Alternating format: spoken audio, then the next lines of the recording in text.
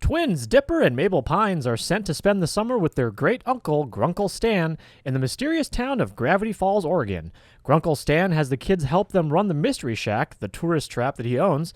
The twins try to adapt to the weird surroundings, but sense there is something strange about Gravity Falls and begin to unlock its secrets. When Dipper uncovers a cryptic journal that offers insight into the town's mysteries, he and Mabel use it and their enthusiastic desire to vanquish evil to battle the imminent mysteries that surround them. This week on You've Never Seen That, Gravity Falls. From Atlanta, Fulton County.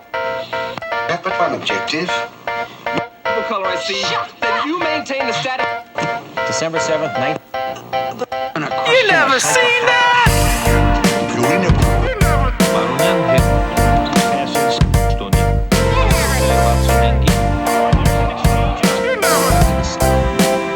You never seen that!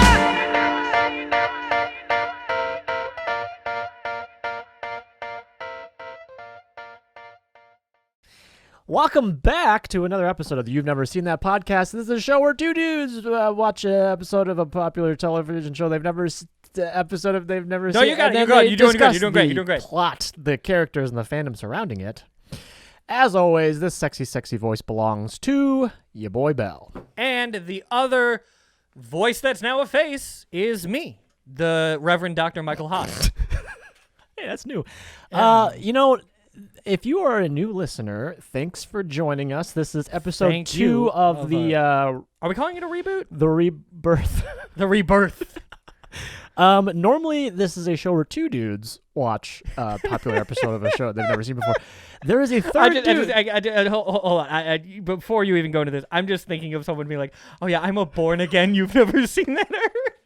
I mean, we've been doing this for several years. It's been a while. There are some. There are probably people. I'm sorry. Can you say that one more time? What? Can you say that one more time? Several years? No, before that. There are people? Before that. I don't know what I said. It's been a while. Oh, God. Hey, producer Josh, can we use "It's Been a While," or are we gonna get in trouble by No, Stained? we'll get in trouble. I would sure. prefer that we don't. Yeah, I'm gonna side with him on this one. What I was getting at is, Yes. normally this is a show with two dudes. There's a third dude. Producer Josh has been with us since the first episode. He's gonna be with us the whole time. He's a new addition to the You've Never Seen That team. Yeah, I think what we wanted when we decided to make the You've Never Seen That expanded universe to YNST EU. Yes. We decided that we would keep the mysterious sexy voice, the disembodied sexy voice. So we transitioned from it being us. Right. Now that we're stepping into a role as, lead characters to having... What were we before? I don't know, like narration maybe? We're Ron Howard in Arrested Development? I don't know. The only reason why I bring up the third voice is because... Can I interject really quick? Yeah, of course. So are you saying I'm the Kevin Feige of the group? I think at this point, yeah. I'll allow it. I think so, yeah. You could also choose to be the Dave Filoni if you would like. I'd rather go the Dave Filoni route. Okay, yep. This is the perfect segue into what I was getting at. Cool. This week we watched an episode of a show called Gravity Falls. Gravity Falls. Yeah, Season 2, Episode 13, entitled Dungeons, and More Dungeons. Okay, what you were just talking about is the perfect segue. The episode that we watched revolved around a version of Dungeons & Dragons. Okay, so your segue was that we are... certified huge nerds. Us two, including producer Josh. Yeah. When I say certified, I mean I actually did get a certification. Yeah. No, yeah. It was currently that was that one summer you really went for it. You got your ministry license so that you were ordained. They gave me this Dungeons and Dragons T-shirt when you got certified. that I decided to wear for the occasion. You're a certified DM. Me and you have been doing the same campaign for almost 2 years. We're in a Josh campaign. was dabbling in D&D for a while. Pretty you guys are freaking freaking Marvel nerds, and yeah. So this episode of the show was like exactly what I wanted. It was right up the alley. I think the best part, the way you know that it's real, when I knew it was real, when I knew she was real, was that these Dungeons and Dragons themed set dressings. Oh yes, we just had them. Yes, we did not have to be like, what can we? I'm drinking. I'm drinking grog out of my D&D mug. Your critical fail mug. We have our Nat 20. I don't even know what that is. Like a wax art. For those of you who want to see my mug, go to the YouTube. Ooh, that's good. That's Hey. good content right there. This That's, is all new for us. Getting the thumbs up from the producer. Wow, man, we are killing it. 2020 so- wasn't that bad. So last week when we pulled Gravity Falls out of the hat, Yes. and then you read the show description, and it was called Dungeons, and more dungeons. I was like, this is gonna be a slap. It's gonna be a slap. It was a bop. Yeah, like you could tell. You could just I tell. was like, this is gonna be a slap. And without jumping too far ahead, I would go so far as to say that Dungeons, and More Dungeons was a whole ass mood. I would say that it's a vibe. Oh, I it's a hate vibe you. for sure. Gravity Falls is living rent free in my head now. I'm gonna try to pack so many TikTok buzz phrases into this episode. the TikTok. I don't know. That one. Okay. I guess I don't know as much as I thought I did. I am feeling so incredibly old with everything that you're saying. That was Yeah. that was a TikTok dance. Well, let's start with what we always start with. Yeah. We got Gravity Falls. Gravity Falls. We've never seen it. Never seen that. What did you know about the show before anything? Before going in, what did you know? This is the weirdest thing. This is a really, really weird connection, but I actually knew something about it because I work at there's a print company Sure. and where I'm employed, Okay. and there is a print that we do for someone who sells on Etsy. They have different images for it's like fan art for Star Wars, Lord of the Rings, Harry Potter. There's one, it's a Teen Titans tower, and there's another one that's just this mystery shack. I have no idea what it is. Go on. One of the people that I work with saw this image, and they went, "Oh, Gravity Falls, my kids love that." And I was like, "What? Gravity?" They're like, "Yeah, that's Gravity Falls. That's the mystery shack." You They're should like- listen to our podcast. No, they were like they live in Gravity Falls, Oregon, and they work at the mystery shack with their grunkle Stan, and weird, freaky stuff happens. And I was like, okay, cool. So when we pulled it, I had flashbacks, and I was like, oh, I know, it's a kids show that takes place in Gravity Falls, Oregon, where they live in the mystery shack with their grunkle Stan. That was already embedded in my Okay, brain. sure. I knew what this show was coming into it. My question that I had for the show was, I was like, what kind of kids show is this going to be? So Is it going to be is it going to be like an actual kids show? Is it going to be one of those really messed up kids shows like Ren and Stimpy?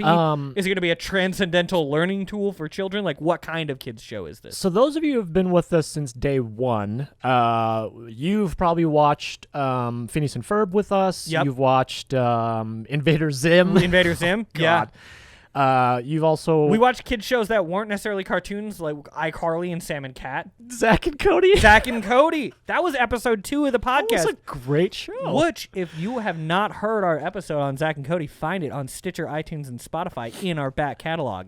So if you've been with us early enough, you know that I feel like we've- we're gonna get really good at that. Oh, I think this is good. You know that we've watched cartoons before.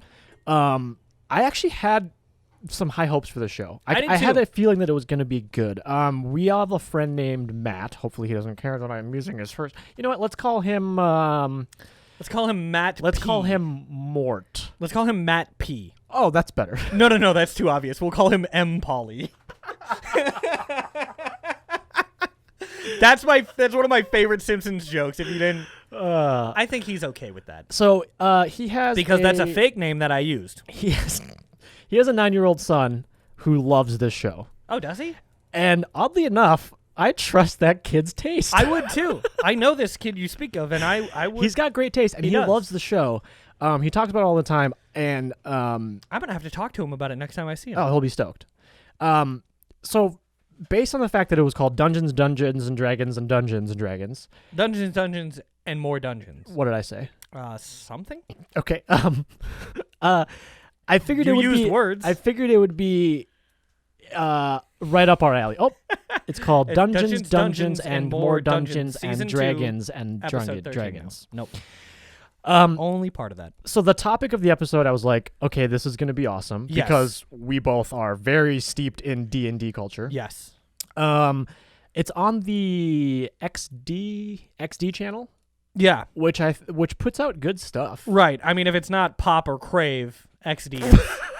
Call back to the episode Right up 1. there. Well, let's transition into who we think this is for.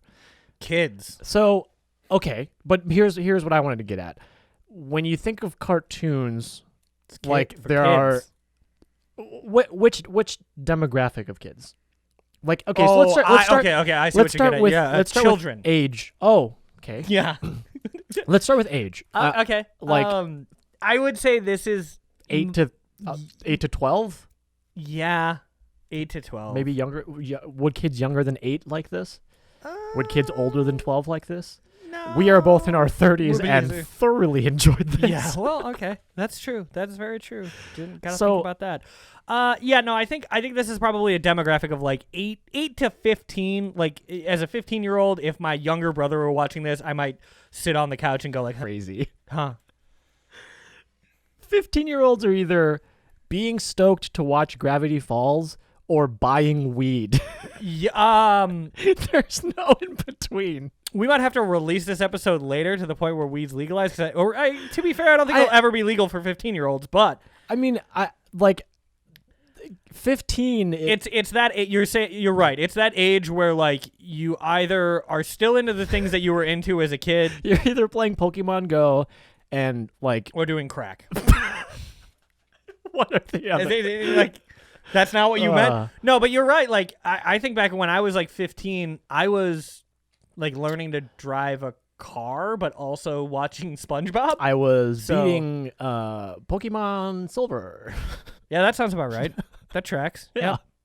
It's a But good then you were also skateboarding until 2 a.m., drinking Mountain Dew and like throwing Coke cans at cars. one time I ordered a Taco Bell 12 pack and oh yeah. all hard shell, and then I threw up 9 of the 12. I don't know. I just wanted. But hard shell, like 15 is a. hard shell, like that would be that would scratch. I'm Like, not wouldn't that- sure why I decided to share that story, but I just. It's not a bad story, but I just feel like that's so scratchy. Like, No, you would want to go Oh. hard shell over soft shell. oh, I feel like I'd be able to put down more soft shells. Okay, so it says on the IMDb, Gravity Falls is TVY7. So Okay, yeah.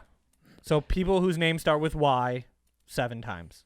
It's a really specific demographic, but okay, so we talked about the age. What about just like the demographic of kids? Like okay, so we mentioned Invader Zim. Invader Zim is a very like it shouldn't have been for any kids. that show sucks. Oh, that show sucks. I think we make enemies with that opinion, but I think that those are the people we don't want to be friends Okay. with anyway. I don't want to turn this Producer I don't want to turn Josh. this into an Invader Zim podcast. No. But are there Invader Zim fans really? There is an entire episode of Invader Zim for you've never seen that. So let me chime in as An Invader Zim fan? well, no. I'm Okay. gonna preface Let this me as drink out of my grog here. Grog up. 10 years of working at Hot Topic. There are Invader Zim fans. But they're not who we think we are, I don't think. They're all like white hat men in their 20s, aren't they? No, So no, it is a very mixed pot of fans. That is so weird. is there a crossover between Invader Zim fans And Gravity and Falls? Gravity Falls fans? I don't think so. Those are two different camps of children. I think it's probably a much more likely crossover for like actual kids. You know, Okay. like an 8-year-old might like Invader Zim because they might be like, Gur is funny, but like How do you remember his name? I don't know, he was the little Gagu that everyone yeah. loved. But I think Gravity Falls seems like it's strictly a kids show. Like Invader Zim is like, it's dark and twisted, and if you're in your 20s and have trouble socializing, you might like it. But I think Gravity Falls is like just for kids. Well, so oddly enough, I'm going to talk about this when we get into the episode, but like this is one of those things where it's like it's a cartoon. I'm not sure what I'm looking at. Oh, that is producer Josh has gone on the internet and taken it Oh. upon himself to find Gravity Falls fanfic. Oh no. You can find this on our Patreon. Oh yeah, this is behind the paywall for sure. What was I just talking about?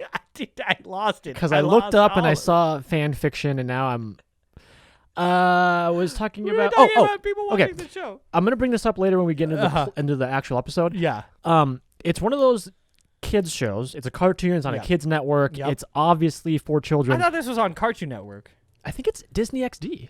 Yeah, I mean it makes sense. But, But there are so many jokes and references and moments where, as an adult, you can watch it and go, "That was funny." yeah. Or like, there was several laugh out loud moments for me actually. Yeah, no, for me too. I think there are some kids shows who are like meant for older kids, Right. and then I think there are some kids shows who are meant to be for kids that have nods to the adults that are forced to watch them with the kids. For kids by kids. Fuku?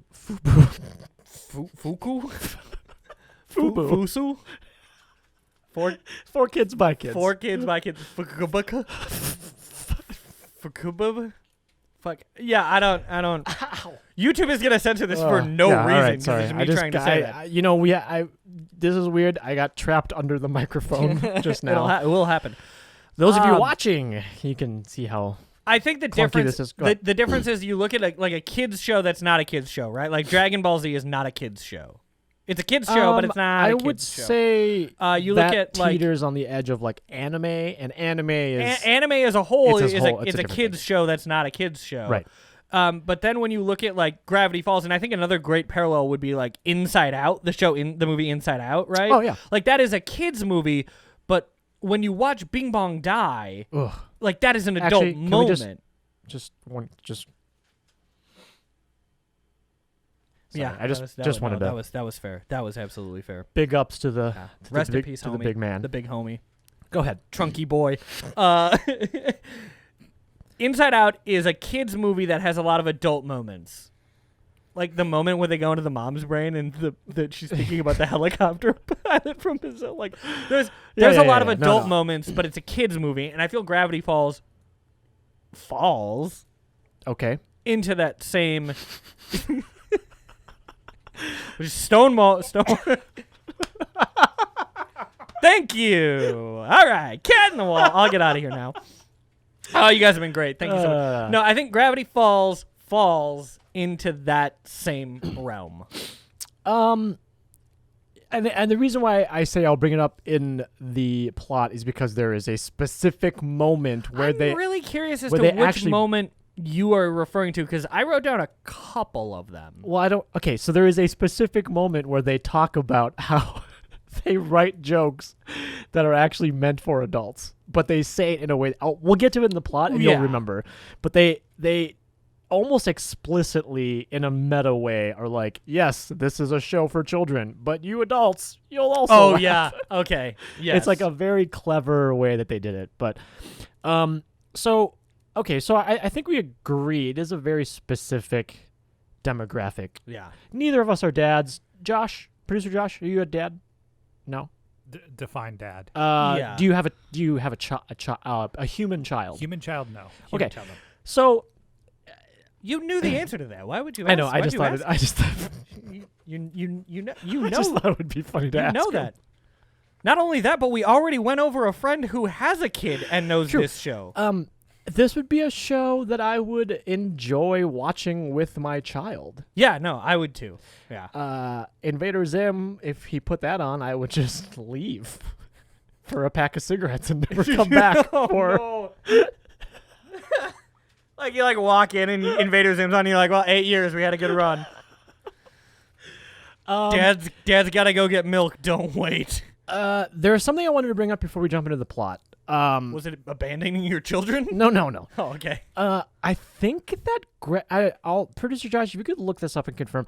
I think that Gravity Falls is like supposed to be loosely based around Twin Peaks. Twin Peaks. That Like it's supposed to be like a cartoony kind of like loosely based thing about Twin, because you know the whole thing about is that what you think, or is it just that it's in the Pacific Northwest and paranormal? It's in the Pacific Northwest. It's got a paranormal element to it. The title intro looks very similar to the Twin Peaks intro, but it's like cartoony. It's cartoony. Gravity Falls, Twin Peaks. It's like it's kind of got that same vibe to it. I do have a little bit of information. Yeah. Okay, what do we got? I'm pulling this from Reddit, so take it as it is. So Okay, it's grain, pure. grain of salt from Reddit. From it's the pure Gravity truth. Falls No, I'm saying pure salt, like pure truth. Like from the Gravity Falls subreddit. Okay. On the actual parallels between Gravity Falls and Twin Peaks. I'm not going to read the entire thing. No, but please do. Yeah, no, No. it looks very long, so please. Apparently, the I'll make a snack. people that worked on it said that they did. They were inspired by Yeah. Twin Peaks. So I think, You know what? Honestly, good pull. yeah, because Great pull. I noticed that. Twin Peaks, another show we- that we did wa- we did watch it, that. and Also- you can listen to the episode on the. Gosh, I don't want to just go back and talk about shows that we've already seen, but because we have We have seen seen that. that now. Yeah. What is Twin Peaks? I don't know. I mean, I think I that's the whole don't know. point of what is Gravity Falls. I think 'cause I'm Laura sure, Palmer. I think crazy stuff happens in this show too. Yes. This This show does. Now that you make that parallel, though, the fact that Gravity Peaks was made so Gravity Falls. Gravity Peaks. Wow. Yep. There's the crossover episode right there. I think Gravity Falls was probably like people being like all the weird stuff that you couldn't do in the 90s because the VFX wasn't there. Let's just do it as a kids show and just go ham because they go ham. Like they're. Well, It's almost Rick and Morty levels of. They're Rick and Morty. There's another cartoon not for kids. so okay. So you mentioned Rick and Morty. What's his name that does the voice of Rick and Morty? Justin Roiland. Justin Roiland is one of the voices on this show. Not Yeah. not on this episode.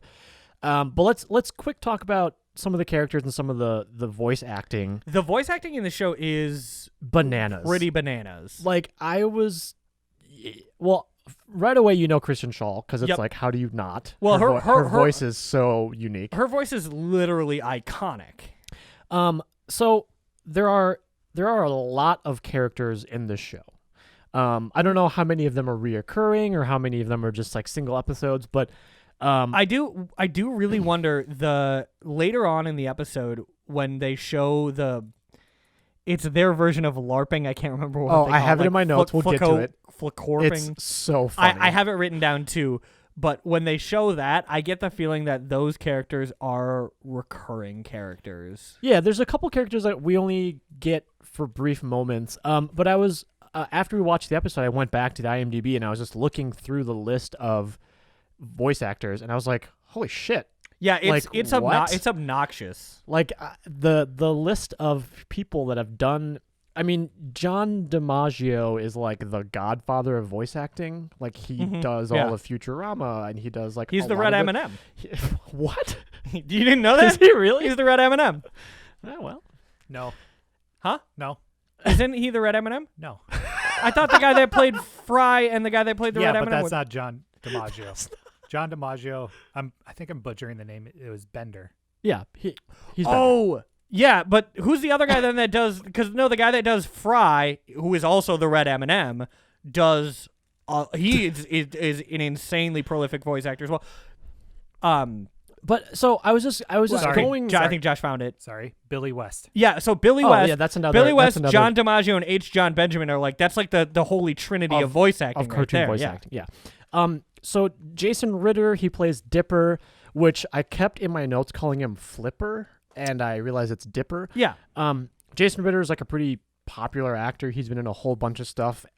You've got Kristen Schaal, Linda Cardellini, and then just like reoccurring actors. There's like T.J. Miller, Will Forte, Justin Roiland, Stephen Root, J.K. Simmons.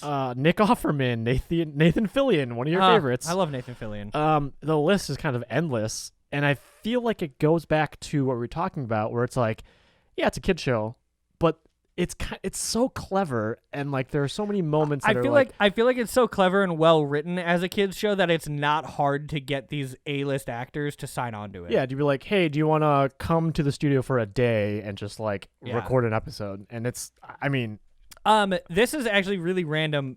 J.K. Simmons, for so much of my life, has always just been J. Jonah Jameson. Like that's Okay. that's No, who he's yeah. always been. yeah. And it wasn't until recently that he like fell out enough of my collective consciousness that I was able to break that association. And then I recently saw him in. I watched the new, not new, but the newer Legend of Korra, the new Avatar. I haven't seen it. So I've Wait for it. We're gonna Ask me. Legend of Korra. It's the newer Avatar. Are you familiar? I don't know what you're talking about. I don't know what you're talking about. Bum, bum, bum, ba-da, ba-da, Yep, that's the welcome back to I don't know what you're talking about. The show where two dudes. What if we just started A new, from the beginning? a right brand new podcast. No, now? Anyway, sorry. J.K. Simmons is one of the main characters in The Legend of Korra. Yeah. And it wasn't until I saw that I was like, wow, he is really well suited for voice acting. He sold me insurance. He taught me how to play the drums. Oh, cool. Oh, boy. I don't know what you're talking about. There's going to be someone out there who's Oh, saying that man. right now. No, he's one of those people that He's got a great voice. his voice isn't as recognizable. Like, you watch a Lincoln commercial and it's Will Arnett, and immediately you're like, that's Yeah. Will Arnett. Yeah. Because he has that gravelly voice and was on Will Arnett. Yeah. Lincoln. J.K. Simmons, I didn't realize his voice was that recognizable. But once I watched Legend of Korra, I was like, I know that voice. Oh, it's J.K. Simmons. And then immediately when Uncle Ford talked in Gravity Falls, I was like, that's J.K. Simmons. There actually is a documentary called I Know That Voice, and it's all about just people that do voice acting. It's Really? yeah. Oh. Check it out. Ah. Well, let's jump. This episode, if you've never seen that, brought to you by what network? A is it? Is it gonna be random- on a network or something? I'm not Or sure where I Hulu? maybe. I don't know. Can we Pop? The Pop Network? Pop Network. Let's talk about some of the main. Let's talk about that, the main characters Let's quick. talk about what? No, let's briefly talk about some of the main characters. So it's the two twins, which Yeah. I didn't realize they were twins until I didn't realize they were twins. I thought they were siblings. Flipper, Dipper. Dipper. Dipper. Dipper. I think I just- Pines. I had a little mini Stroke? Yeah. You have a stroke? You got a stroke? You stroking out? Dipper. Oh, no. No. Dipper- No. Oh, Josh. Oh, no. Producer Josh went back to the fan art, and apparently there's fan art of them just... Oh. I should clarify, they're kissing. It's not as bad as so I'm it's- making it seem, but it's still bad. So it's Dipper and Mabel. Yeah. Now that image is burned into my brain. Played by Jason Ritter and Kristen Shaw. I Oh, feel like Dipper seems to be the main character almost, or maybe it was just It this just seems episode. like maybe it's just this episode. I feel like maybe it probably... if I know anything about the 2000s and inclusivity in children's cartooning, I would imagine that it is a split lead. So one male, one female. they are two completely different people. Yeah. Dipper seems to be very interested in understanding what is going on with Gravity Falls. Dipper seems like the more like introverted, inspection-driven... He seems very determined to figure out like what all the weird shit is happening in Gravity Falls, whereas Mabel is just like, I'm a child, Yeah. which is like perfect for Kristen Shaw to play. Yes. I didn't know what to expect for like their relationship, and this I feel like it's hard for us to tell in our episode because they both had really separate plots. I was gonna almost. say it's almost as if we've never seen another episode, so we don't have the Yes. context of You what know the show's what? actually Now about. that you mention this, hold on. Wait a minute. Think about that. Think about this. Think about if Now we that had you mention watched it. more. If we had seen more episodes that weren't random, Yeah. and it wasn't a random episode in like a of random consecutive season, order. yeah, maybe From the beginning. from the beginning even, maybe we we would know what the hell's going on. Yeah, I think okay, that you're right. Let's highlight some other favorites. Okay, what do you got? What do you got for me? I really enjoy the Yeah, two obviously. the Grunkle Stan and what's his name? Uncle Ford. Uncle Ford. Yeah. They're pretty great. I think it's cool. It's kind of like a neat little, I don't want to say mix in, but it's cool that they're twins Yeah. and that Mabel and Dipper are twins, because their personalities also couldn't be more different. I feel like the episode that we got, he was just newly introduced. It seems like. I feel like it was probably just basing off of the plot. It seems like the end of season 1 was probably when the interdimensional portal happened. Like, I would imagine season 1 was all random stuff happening in the town Keep in mind, we were talking about a children's show. that we've never seen, so this is all just no, speculation. when you're just talking about like an interdimensional portal, and it's like, nope, we're talking about a kid's show. Yep, so anyway, Sean Astin gets killed, and... oh, no, wait, that was the other children's show that's not a children's show about interdimensional... You lost me. It's a Stranger Things reference. Sean Astin. He plays Bob. Okay. Bob Newby. Okay. Here's what happened just now. Do you consider Stranger Things a children's show? See, I do and I don't, because I feel like if you watch that as if you watch that as like a 12-year-old kid, you could kind of relate to the gang. I'm laughing because I was thinking Sean William Scott, Oh no! and I was you were thinking of Grown Ups. and I was very confused. You were thinking of Grown Ups, which Oh isn't boy. a kids movie. Nope, but- nope. Dude, where's my car? No. You were saying. I think the end of season 1 is the interdimensional portal, and I think they realize that the interdimensional portal in the basement of the Mystery Shack is what's causing all the weirdness around Gravity Falls. Right. And I think at the end of season 1 is when they introduce Uncle Ford to wrap up the whole... He's kind of like what's the word? He's been kind of like excommunicated from the family a little bit. We get the Yeah. vibe that like he did something to where they were like, It was hard for me to tell if he got kicked out of the family or if he just was absent from the family. I mean, could be a little both. Probably a little bit of both, yeah. A little bit of column A, a little bit of column B. So those are kind of the main characters in this episode. We do get some other characters that pop in and out, which I do have we'll a get question to. for you about characters. Sure. What was his name? Who? The friend who is like kind of in the episode but not in the episode. The kid who flockers or whatever they call it. F-Clorp. F-Clorp. Yeah. Yes. What character is that? I don't remember. Is that Toby? It's in my notes somewhere. Because we get like two different friends. We get Right. We have Grenda, who they say her name I enough. think it's Grendel. No, it's Grenda. I have it on IMDb in front of me. Sure. And it's right there too. They say that name enough that we can hear it, but the other person's name they say it one time when Dipper asks him to play, and I don't know what it is. I don't know who that character is. Yeah, will you look up the specific episode title and see if you can find that out? Well, let's dive into the plot of this episode. Sure. So the entire episode is based around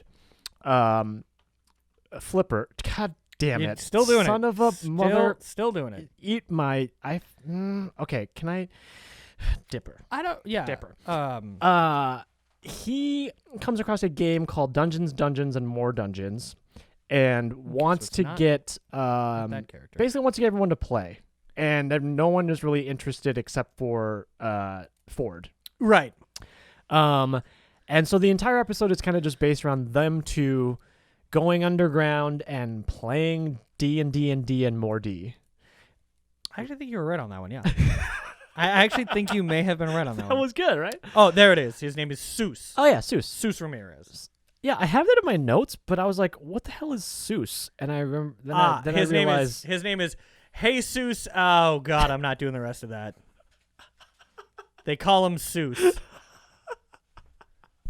Alzamirano.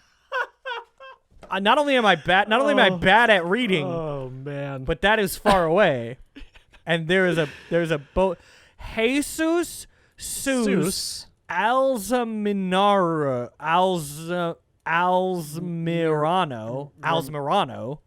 Ramirez. yeah, that's good. That wasn't that bad. Am I bleeding from my nose? Check the YouTube and you can see. So we find out that they live in a place called the Mystery Shack. The Yes. Mystery Shack is in the pre-roll they call it a tourist trap. Right. I don't know what that means. You don't know what a tourist trap is? Do Do you know what? please, Do you know please what, explain. Do you know what it's okay. Well, let me hold on. I'm gonna have to. I actually have a legal briefing here about what it is a attraction that is meant to trap. I can actually see your iPad, and you're not looking at anything. No, they have to trust me. I most certainly. There's nothing on your screen. It's clear and 37 degrees with a high of 45. It's an attraction that is meant to trap tourists. So it's a marketing campaign back before you could just Google whatever the hell you were going to. See, I've never heard that term. Really, it's supposed to sound really fantastical. Is it like the world's biggest ball of twine? Yes, that's exactly what it is. Huh. Or wall drug, or the biggest Paul Bunyan statue, or the biggest spam museum. You ever been to the biggest? We have a lot of. You ever them been to here. the biggest? I've been to the biggest walleye. I've been to the twine ball. What the biggest the gas station or whatever in Iowa? Oh yeah, the biggest truck stop, the nation's biggest truck stop on underwhelming. I-80. It sounds like it should be so much bigger. It's underwhelming. There's not even a pool. It's big. It's big. There's not even a pool. It's fine. It's yeah. Anyway, so they live in this place called. You know what it sounds like though? It sounds like that place was it sounds like it was it's like a Sky Mall warehouse that you can walk through. They do have like 2 floors that are just like shopping. But it's all like the shopping you would never. It's like a God's football guns and country shirt. Yeah, and then there's like a football field worth of neck pillows, like, and then like Steven Seagal DVDs. I can't tell you how many ceramic deer in forest coasters there are in that place. So they live there. The Mystery Shack is the Gravity Falls. The tourist. It's a tourist trap. Okay, well now that makes sense because I didn't understand. I think so. When when the show begins, it's probably spun like they get there and it's like, ooh, come see the missing link, Bigfoot man, Sure. and there's like like a really shoddy, grainy photo of Bigfoot in the Mystery Shack, and then it's like the alien visitors, and then there's like a little tiny model of them, and like it's like this is spooky things, and then those spooky things actually start happening around Gravity Falls. So right away when the episode starts, Hold on. okay, I need to preface what I just said. Holding. What I just said Sure. may absolutely be completely untrue Sure. because Okay. I've never seen this. I don't know. No what you're idea. talking about. I don't know what you're talking about. So like 15 seconds into the show, Yeah. there's already been like 4 or 5 jokes that got me laughing. Yeah, absolutely. And I was like, okay, like this show's gonna be good. Like right away, we see Mabel is like bored. She's like sitting on the couch upside down. She's like eating cheese doodles. Eating her cheese doodles. And she's bored. And she's like, and it's a lazy Tuesday. And then the headline of the newspaper just says "Town torn upside down," and she's like bored. I was confused about her upside down cheese doodles, but it seems like this is a reference to the previous episode. Didn't see it. Anyway, if you would have RSVP'd to my Gravity Falls viewing party, so we don't do that. So we're responsible. Plot A, D&D and more D. Yeah. Plot B, there's a duck detective show called Duck-tective. It's so good. So good. The best part about this B plot, and there's no C plot. No. There's literally it's just that. A and B. It's just those two. The best part about them needing to watch the season finale of Duck-tective, the very best part is it literally seems like it was 5 minutes in the writing room. Yes. Oh my God. The Terrified Quack from this episode. You know what I wish we had though is I wish we had a green screen. Oh yeah. So that like the Terrified Quack scene could that's play so behind funny. us because the Duck-tective plot sounds like I honestly don't know if this is a running joke that's been around for 2 seasons or if someone in the writer's room was like, we need something else for this episode. And someone was like, what about a duck detective? I mean, that's the thing. Like it is a balance of like, this is for kids. There is a show about duck detectives called Duck-tectives. Yeah. This is a children's show. But then there are other jokes where like when Flip, oh my God. You keep doing it. Do you want to Dipper? Yeah. Okay. When Dipper. Hold on. Let's do something here. I got an idea. So, I want you, every time you have to say Dipper's name, Yeah. I want you to imagine a chip just dunking Getting dipped. into some beautiful Oh, top no, of the tater. But I'm thinking of a trampoline and. Oh no! Oh no! Flips. Oh my God! What? There's a Gravity Falls There's a Duck-tective Duck-tective plush toy. that you can find on eBay. It's only $14. I feel like. Um, Well, now I feel like we okay, missed out on the set so- dressing. my point was, at this point I realized like Dipper. Yeah. All right. We got it. Fuck. Now I want chips. It's at this point where I realized, okay, the cast is incredible. Yeah. And I'm like, this show is probably going to be good. Yes. And when the Gravity Falls intro plays, that's when in my notes I wrote down, I think this is supposed to be a play on Twin Peaks. So what I was getting at was, the jokes are as dumb as Duck-tective, but then there are other jokes where like Mabel is only convinced to even try D&D because of the hot elf. Yeah. Yes. Just like I have thoughts. so funny. I have thoughts about the hot elf. He's hot. He's hot, but I have qualms with this as a kids show and them making a hot elf just very questionably gay, maybe very femme presenting. But why does the hot elf always have to be so femme? Because he's like pretty. Yeah, but he's like why- pretty hot. Yeah, but And also elves aren't. he has the sassy voice. and Elves aren't. Look, all I'm saying is Orlando Bloom as Legolas is a very pretty man, but he does some very unpretty things. Well, I mean, but elves are not traditionally like buff and strong. They're more dexterous, dainty, and they have high dexterity and wisdom. Yeah. Over strength. they have a lot of charisma. charisma. Not a lot of. You're right. Not a lot of strength. You're right. So he comes in with the game. strength check is probably pretty high. You're right. He comes in with the game and starts explaining how to play, which, as a person who's been playing D&D for several years, is so funny because you always present it to new people as like, oh, it's super easy. It's a story. I tell a story, you tell me what to do. But there's like several books. There's like You have to. there's so many rules. And it's like Everything is a mechanic. Like there's a mechanic, and yes, in D&D you get to make up a lot of your mechanic. so Like when, you get to make up what you do, but then there's a mechanic that determines how well you do that thing. so when Dipper is explaining D&D, I lost it. That was the first part where I lost it. I was like, this is exactly how I explain it to new people. Because someone was like, it's so easy. Because he literally says like, oh, it's so easy. You just. The best part is he says it's so easy. I don't know his exact words. I'm paraphrasing, but he's like, it's a probabilities based. Oh, so it's funny. a probabilities based board game that heavily utilizes graph paper and tabletop miniatures. And it's like, boy, he nailed it. Sold. He nailed it. And Mabel I think- loses interest when Seuss comes in.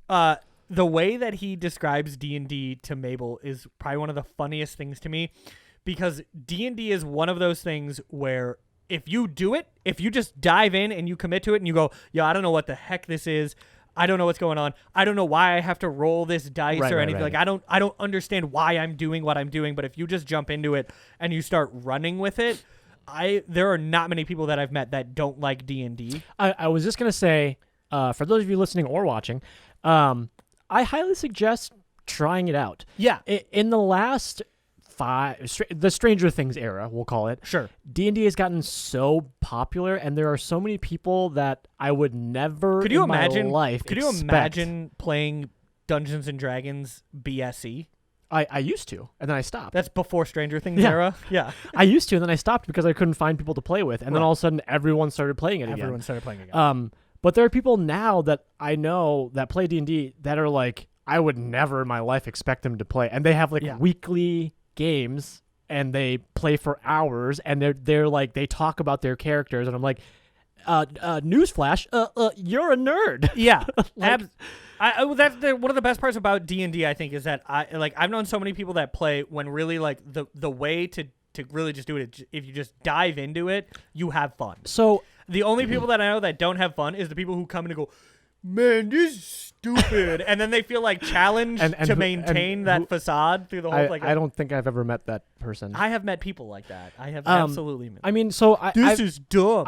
we've been doing a campaign that's actually just about to wrap up. So that's been like your elf just throws fire and makes that thing blow up? Like, yeah, dude, that's cool as hell. like the campaign we're doing has been going on for almost 2 years. Almost coming up on 2 years. And even We've had people literally leave because they have created and then birthed children. to leave because they had a baby. They literally walked into the campaign dating. It's barely like I think they barely moved in together, and then they left with a child. Like that.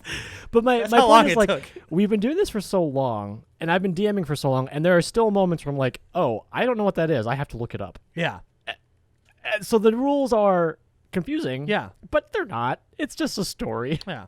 Which is going back to the whole Dipper thing. That's exactly how he explains it. Look, and man, that's why that scene I was like, holy crap, I don't this wanna- is exactly my life. I don't want to pat myself on the back, but ever since we've said that, you've gotten it right every time. Yeah. I'm just saying. So I talked about Seuss. Seuss comes in and Mabel decides that she doesn't want to play. Yeah. And Seuss tells everyone that he's more of an F-Clorp fan, which is foam and cardboard legitimate outdoor role play, which, if you are not a nerd, is a joke on It's LARPing. a play on LARPing, which is Which- live action role playing. And it cuts to the scene of them running around doing the fireball, which again is like a classic. D&D spell. It's a classic internet video of people running around fireball. Fireball. Oh my god. That Yeah. was like one of the early viral videos. Yeah. I'd forgotten about that's existence. I didn't catch that reference. So the other joke about this is that the dice that they roll in D&D it's a D20, Yeah, 20-sided dice. and in D&D and D and more D it's a 38-sided die, which Right. is just like absurd. It's so silly. So yep, that's the one. I think one of the worst parts about having a producer is that he is going to pull up funny things that no one sees. Like maybe we can. no. pull it up. I feel like we have to because the mystery when people had to listen to our podcast and couldn't see us was they couldn't see our faces and the motions we're making. Like when we make this Right, motion right. while talking about Schitt's Creek, like yeah, like people can't see those motions. So now that they can see, They didn't just see me whip. I did not nay. I just whipped. Just whipped. but there needs to be some air of mystery, and having producer Josh look up random things is probably going to add that. So we go to a scene where Dipper has no one to play with, and he gets sad, and he starts to just Right. kind of roll the dice alone, and Yeah. then it rolls under the house, Yes. into the basement, And he falls down into the basement. and he meets Uncle Ford. Uncle Ford realizes that it's a 38-sided die from D&D and more D, and decides to play. Yes. Which at this point, they put their hands in, and in unison they say, "With pen and paper, shield and sword, our quest should be our sweet reward." I didn't bother writing that down. I thought it was great. That was I one thought it thing. was so good Oh because my that god, was you can buy F-Clorp bracelets. that was the beginning of their D&D adventure. How is there this much merchandise based There's off of so one much episode? Gravity shows merchandise. But the just one I episode. feel like Duck-tective has to come back. Probably. Or F-Clorping. Like that. Okay, so no one can see this. Producer Josh is looking up F-Clorping right now, and there are stills from what look like not our episode. Can I tell you one of my just favorite jokes of this episode? I really wanted to go back because we talked about the hot elf looks promising joke and the rules are simple joke. Yeah. But there was an episode, or there's a joke in the beginning of the episode that we didn't talk about yet that was my favorite, which is when they talk about the weird things that happen in Gravity Falls. Yeah. They say, the town is just recovering from last week's episode of Gravity being reversed. And then they show an interview, and it's a woman being interviewed, and she's like the waitress from the diner. And she says, yeah, they're cleaning things up, but now I guess I have to start selling pineapple right side up cake. Am I right? Am I right? So good. And she like pauses and she has to like think about it, and then they cut to the mayor, and the mayor is going, our crews are on it to clean everything up. We're gonna take this time to really rebuild, and we're just gonna lean into it, and we're gonna knock down all of the old things that aren't working. And then they pan over to a wrecking crew, and the wrecking crew swings into the television station antenna and knock it out, and the television goes to static. And like, stop laughing because like the pineapple writes that up so good. Like those are the jokes that I was like, okay, this is not just for kids, but. So Ford talks about how D&D's early attempts to make it cool. Oh God, they talk about the different iterations, and you're about to talk about the Diggity Dungeons. Oh my God, made me. I paused because I was like, did this just? They try to make D&D urban. They make it not. They don't Diggity Dungeons and all that is and what it's written in the Fresh Prince font, spray painted font. Yep. And it's like these kids rapping about D&D, and they're like they do the b-boy stance. Oh and my God! The best part is I was like, oh my God, this is so 90s, and so funny. The best part is they actually change. They changed the wizard's name. The bad guy in our character, the wizard, the bad guy in D&D and more D, is called Probabilitor. Probabilitor. And they change his name to Probabilitizzle. yeah. When they change it to Dungeons and all that. Oh or my Diggity God. Dungeons and all that. And that one joke, if this was a tweet, I would tweet the way I'm screaming ! I would just put a whole ass mood, and then it would be the gif of them dancing and then spray painting the logo. So at this point we are introduced to Ford's infinity sided die. Here's the thing: I've had this conversation with people before that eventually, maybe not next time, but maybe not in a V6, but maybe in like 7 or 8. Sure. For those of you who don't know, Dungeons and Dragons goes through iterations, just like they mentioned in Gravity Falls. Mm-hmm. Right now, they're on the 5th edition. Yeah. They do update the art. I don't ever remember them making it 90s, but they do update the art, and I feel like at some point they will. I don't know if they've made a conscious decision, but I feel like at some point they will make their probability engine be a sliding infinite scale. I mean, probably. There is a joke about the infinity-sided die because Dipper sees it. That's what I'm saying. Dipper sees it, and he asks about the die, and Ford goes, well, you could turn into an egg, your face could melt into jelly, or you could just roll an 8. Yeah. The thing that I like, this was my robot brain thinking when he said that, was I was like, on an infinite-sided die, what is the probability of rolling an 8? Which is why this episode was so good for us. So one of the other jokes that was really funny is there's a scene where Dipper is working on D&D maps. So he's in the room in the middle of the night with a flashlight, and he's just drawing his own dungeon. And he's like talking while he's working, and Mabel says, "You've been saying dork words all night." I was like, that's great. That's like how I feel living in a 1-bedroom apartment. My fiance. Oh, you get to say that now. Every D&D night, she can hear what's happening because she's just in the other room. I think my favorite part about it is hearing her off camera make fun of you the way that producer Josh off camera told us what episode we were watching last week. So she can hear the whole thing. So I'll be like, okay, you enter a chamber and there's a cauldron of bubbling green smoke. There are no noxious gases in the room. But you use your skeleton key to turn the knob. I'd like to make my jug make mayo. That happened. That did happen. And so when she makes a joke like, "Oh, you've been saying dork words all night," like I can't imagine what it's like for someone to just have to listen to a session of D&D. Oh yeah, it's pretty embarrassing. It's got to be awful, but I would never trade it. It's at that point then the next big moment is everyone is getting ready for the Ducktective season finale. This is where we meet Grenda. Grenda comes in. Grunkle Stan and Mabel are excited for the Ducktective finale, but as they go into the living room to watch it, it's just full of game accoutrement. This is the joke that I was talking about. Yeah. So they have taken up the entire living room, so there's nowhere to sit to watch Duck Detectives, and they make fun of Duck Detectives for being a joke about a show just for kids. Right. Yes. And this is when Grunkle goes, well, it's actually there's a big mystery element, there's lots of humor, and there's lots of jokes that go over kids' heads, and he basically looks at the camera. Yeah. And you're like, oh, because this show is also... It has a lot of mystery elements, and it's not just for kids. Yes. So now this is when we actually get into the conflict, meat the of, conflict of the episode. Yes. There's a struggle between Ford and Grunkle's. There's a T-shirt. Grenda's T-shirt just says "cool" on it, and you can buy it on. I'm assuming that might be Etsy. This is.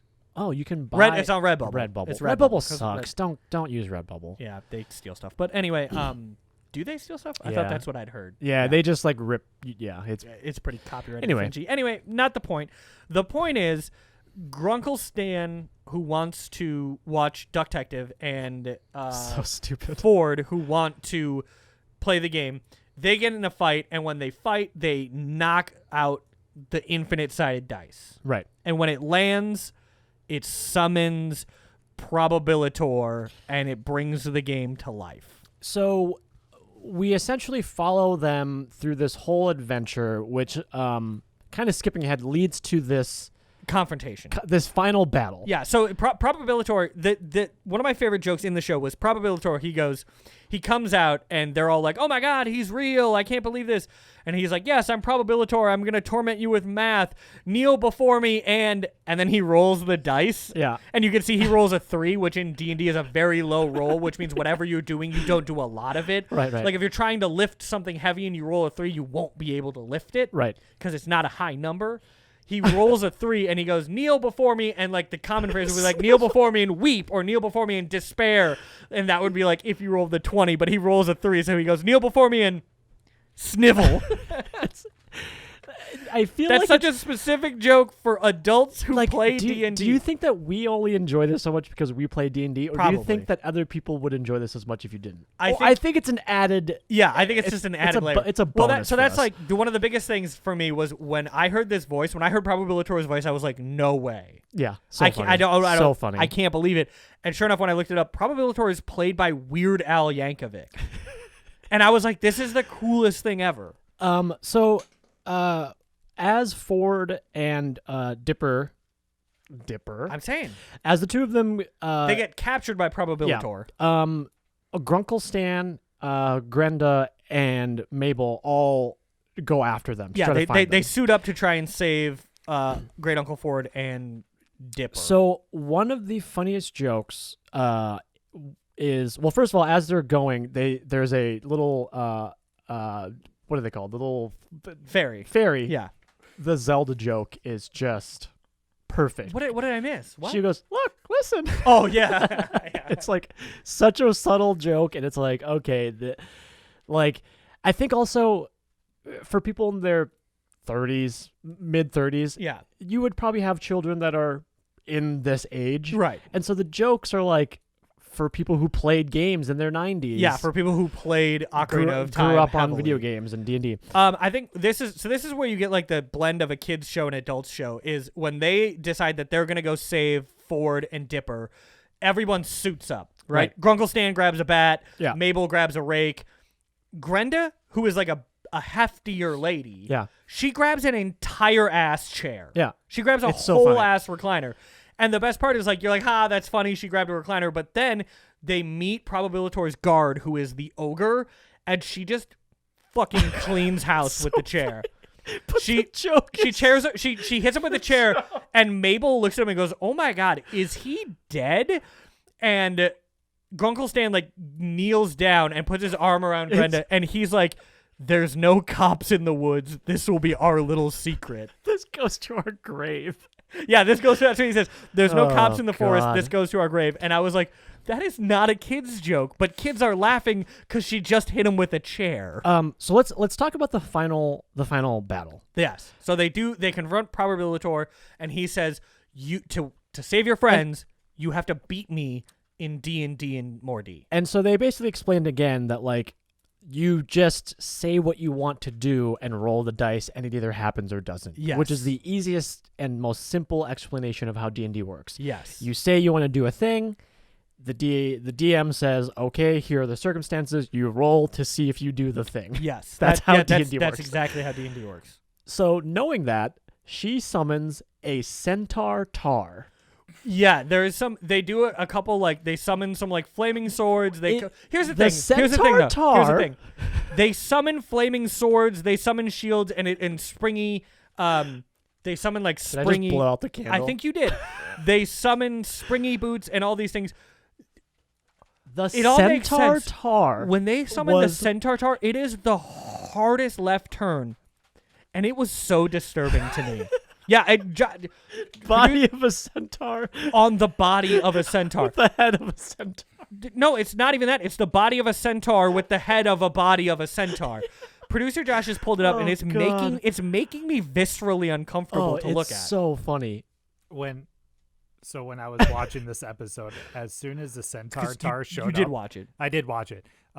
It gave me instant Ren and Stimpy flashbacks. It's so funny. Yeah, It's when, so funny. At the beginning of this episode, when I talked about what kind of kids show this is, my takeaway was like, this is not one of those SpongeBob, Ren and Stimpy's where they do like the super overexposed close up No, or like no. anything like weird or like uncomfortable or gross or anything like that. They There's No, fan art. There's Great. fan art too. I was like, it's decently normal. And when they summoned the centaur tar, I was like, nope, there it is. There is the So there's the disturbing children's show. the episode kind of ends with them defeating the Impossibeast, Right. which the only way to defeat it is to roll a 38. a nat 20, nat 38. A 38 on a 38-sided die. And the joke there is that the Impossibeast is from an earlier edition, and it's such an in joke for people that play D&D that like Yeah. if you didn't play it, you wouldn't get the joke. But we play it, and I was like, that joke is so funny. Like only because we understand it, which I Yes. think is like such a testament to the writing, where it's like, we're gonna put this joke in. It's a nod. 30% of the people will get it, but those 30% They're gonna will really love like it. it. The best part, I think, is like they say that they have to roll a nat 38, Right. and Grunkle Stan is like, I got this. I'm a world-class gambler. And I was like, they're just going to throw this in. This, like, disheveled man that lives in a shack in Oregon with a huge 5 o'clock shadow is, like, he's a world-class gambler. Like, that went over every kid's head. And then he does. He rolls the 38 and defeats Probabilitor. I laughed so damn hard because as Probabilitor is being dissolved back into the game, he goes, no, I'm returning to my dimension where I'm only math. What are the odds? And in my head, I was like, 1 in 38. The odds are literally 1 in 38. Like, the easiest way to deduce those odds ever. So the episode wraps up with them getting home just in time for Duck Detective. to watch Duck Detective. The final Duck Detective joke is so meta and so funny. Oh my god, I lost it. It's a bunch of ducks quacking at each other. It's like No, it's not even that. It's Duck Detective who has been shot on a hospital bed. Yep. And he's talking to he's talking to a constable, and the constable says, I can't believe like you survived. And he said the Duck Detective is quacking, and he says the only one smart enough to kill Duck Detective would be Duck Detective. And then the constable gets killed, and you see in the doorway, or he doesn't get killed, he gets knocked out, but then you see in the doorway, it's the duck with a goatee. Well, we find out that it's the twin. It's Duck Detective's evil twin brother. So then the joke is, I forget who says it, but they said Mabel says it. She says he had a twin brother this whole time. That's the twist, and then you realize like That's literally every other character in the show. the twist is that Because if we were right that all of the creepy things from season 1 happened because of Grunkle Stan's twin brother. Yeah. So the joke is that the twin is also the twin of the show that you're watching. It's like so meta. They literally refer to Duck Detective as people in our world would refer to Gravity Falls. So the last scene, they close this portal to this dimension, which we briefly touched on earlier, which is Ford's portal. Yeah. The last scene was like so dark, Yes, but it hilarious Right. at the same time. We cut to a moment where we see them playing F-Clorp. yeah, they're F-clorping. And one of the guys says, I wrote down exactly what he I says. wrote it down as well too. He says, do you ever think that we do this because our lives aren't special enough and we use fantasy to avoid the self-improvement that we all need? And I was like, what? I was like, wait, what? I was literally stunned. Like, I laughed and then I stopped laughing. Like, there was just silence. There's silence in my room because I was like, I mean, like we spend hours every week diving into a fantasy world where you can be and do whatever you want. yes. We sit and play video games every day. Yep. We love, honestly, like, and I'm not even saying just you and I and producer Josh. We, as a society, we love worlds we can get lost in. I mean, people love Marvel. People love Star Wars. So You name it. Like, I mean, Cyberpunk just came out, Right. and so many people are so excited to just get fucking lost in that game. So the joke is he says that as he is dressed up as He's a castle. one of the castles. He's a cardboard castle. And he says that and he gets quiet for a second, and then one of the guys looks at him and says, fortresses can't speak. yeah. And then the episode ends. No. And then the best part is, like, a not a bird, but a bird, like Yeah, some yeah, monster yeah. bird, flies down, takes one of the characters away, and then no one reacts to it. Like, the most wild things happen, and then Oh my gosh. Or it is no, it's the griffin. It's the griffin that probabilitor summons. And that's how it ends. That's it. That's the end of the show. So let's. Do we want to do the dying? I don't think that's fair in kids shows so much. They might, like, I don't think think anyone they dies. don't kill characters, but like maybe If this is your first time listening to the show, we normally end with a segment called dying, bang, bang. it's bang bang bang and dead dying. I think where was what where we discuss who we think who bangs and who dies. who dies on the show and who bangs. This is a kids show. Turns out, if you Google it though, you can find some things. I'm not gonna say what they are, but you can find them. I feel like Don't you dare Rule 34 that. I feel like people die, but they're probably not main characters. Yeah. I feel like this is definitely a show where like someone dies, but it's like funny. I feel like if they you're right, and I feel like if they die, I feel like it, like we said in previous things, like it's a contract write-off, you know? Yeah. Like maybe J.K. Simmons is like, guys, I don't want to do this anymore unless you're gonna pay me $600,000 an episode, and they're like, we're not gonna do that. So he like dies in some really ridiculous manner, but like other than that, I don't think anyone like dies. Well, This show doesn't have a component that makes you deal with death, is what I would say. let's burn through our final thoughts. Sure. I'll go first. I guess. I think it's gonna be pretty apparent how we feel about this show. Like Sure. before going I'm more interested in to find out what your rating out of 10 is, because I feel like we both like this show, Yeah. but like what you rated is gonna be. So like I said, before going in, knowing that it was called Dungeons and Dungeons and More Dungeons, I was like, this is going to be it's going to be a slap. Yeah, we were stoked at the end of last episode. And it didn't let me down. I mean, I think the cast is incredible. The talent is like unbelievable. The jokes are just like funny for adults, but like even putting myself in the mindset of a child, like it's still entertaining. Like I can get why kids like it. I thought it was weird that I actually found myself enjoying the "she has a giant chair as a weapon" joke, because that's something that as an adult I wouldn't necessarily think is funny. Right. But because of the way that they weaved it in, and she just literally clears out that ogre with it, I'm like, that's pretty funny. So I mean, I think if I had a 8-year-old kid and they turned on an episode of Gravity Falls, I would sit down and watch it with them. yeah, I think I would. This is the perfect show.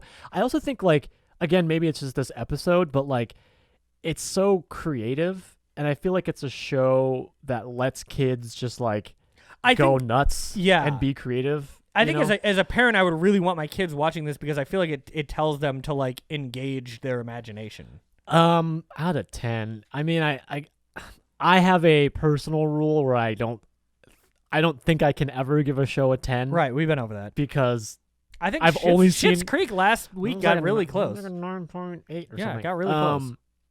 I'm gonna do just a flat, solid 9. This is a great. Really? It's a great show. Interesting. Okay. Yeah. I mean, obviously, I loved it too. anytime that you have a kids show, and I feel like I look at kids shows wrong. I feel like I look at them as like a 30-year-old, which is actually probably right given the circumstances. Yep. But I that don't checks ever out. I don't ever look at them from the perspective of a child, you know.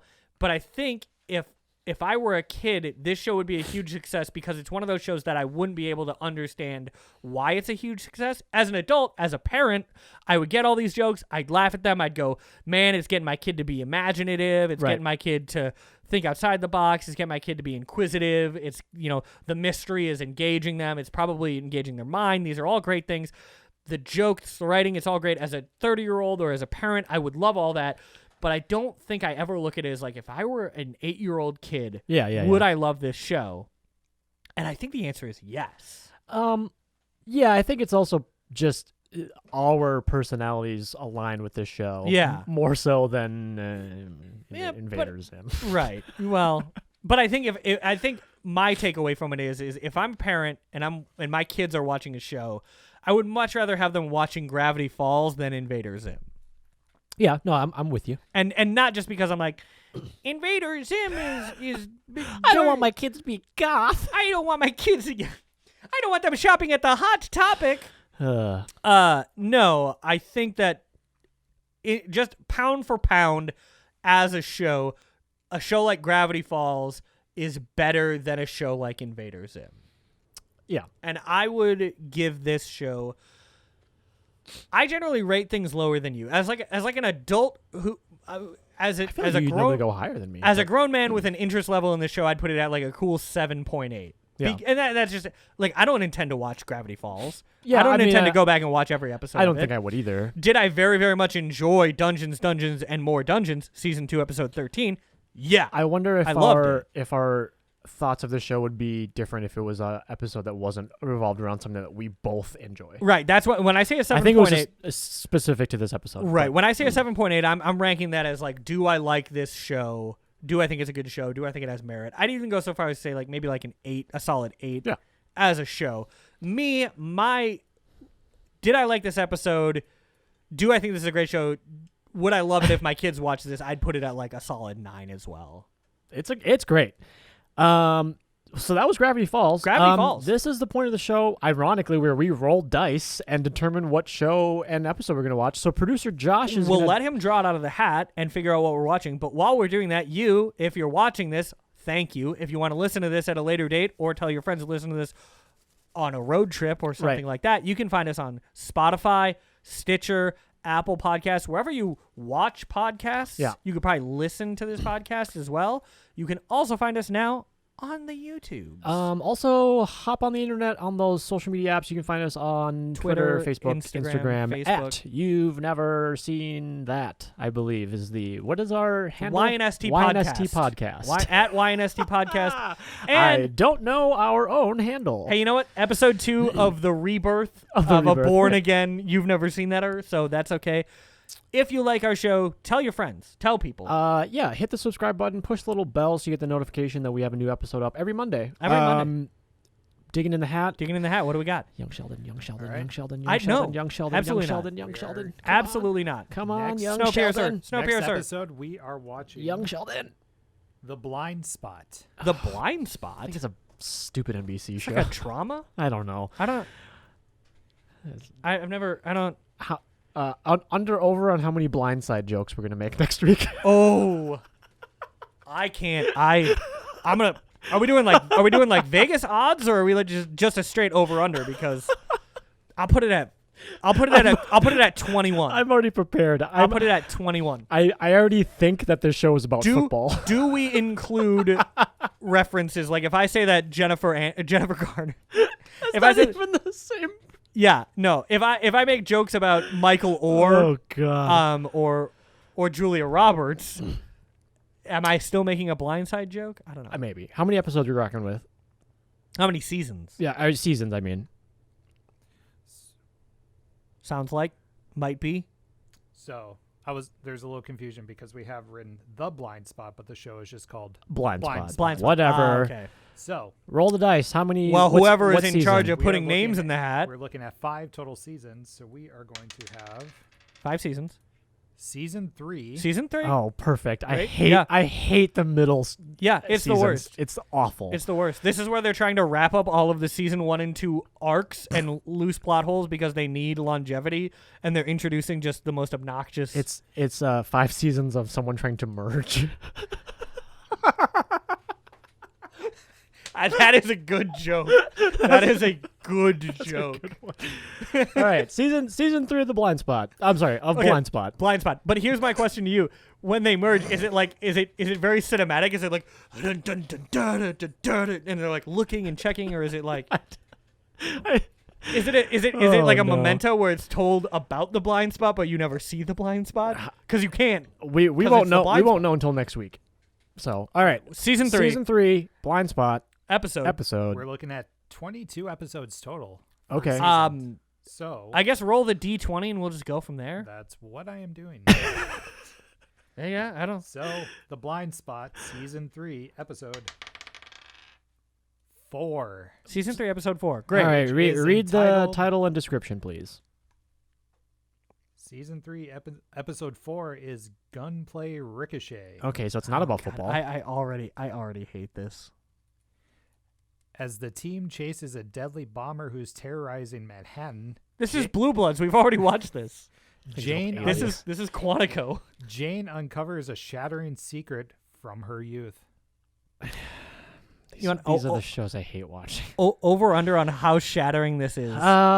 Well, thanks for watching this episode. We'll be here next week. We'll be here every week, every Monday. with Every a new Monday. episode. We're going to be watching an episode of Blind Spot. We will be watching Season 3, Episode 4 of the Just just Blind Spot.